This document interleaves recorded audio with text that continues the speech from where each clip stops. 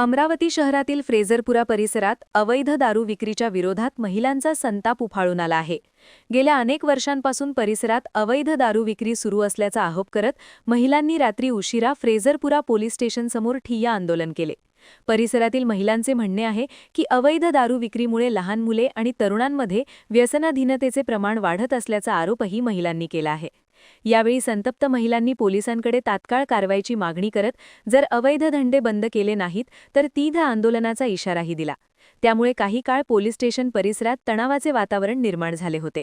ही घटना अमरावती पोलीस आयुक्तालयाच्या हद्दीतील फ्रेझरपुरा पोलीस स्टेशनमध्ये घडली असून महिलांच्या आक्रोशामुळे प्रशासनावर कारवाईचा दबाव वाढला आहे। दरम्यान पोलिसांनी महिलांना समजावून सांगत योग्य ती कारवाई करण्याचे आश्वासन दिले आहे। आता पोलिसांकडून या प्रकरणात नेमकी काय कारवाई केली जाते याकडे परिसरातील नागरिकांचे लक्ष लागले आहे। आम्ही जर 10:30 वाजता या सगळ्या महिला घरदार लेकरं सोडून बिना कोणाच्या काळजीच्या इथे जर बसलो असेल तर याला किती मोठं कारण असायला पाहिजे हे पोलीस प्रशासनाला दिसत नाही आहे का? साहेबांना यायला आम्ही अर्ध्या तासापासून इथं बसलेलो आहे, आम्हाला टायमिंग देत आहे 10 मिनिटं 15 मिनिटं अर्धा तास झाला, साहेब इथं येत का नाही आहे? आम्ही साहेब आल्याशिवाय कुठलीही प्रकारची आम्ही तुम्हाला नोंद देणार नाही किंवा कुठल्याही प्रकारच्या कार्यवाहीला आम्ही राहणार नाही। ते साहेब आम्हाला इथे पाहिजे।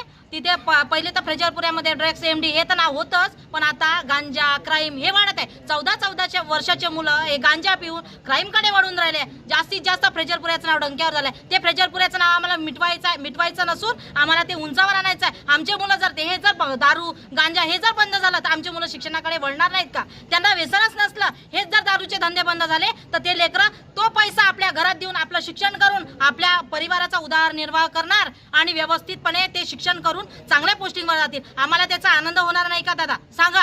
हे पोलीस प्रशासन झोपलेलं आहे का आतापर्यंत?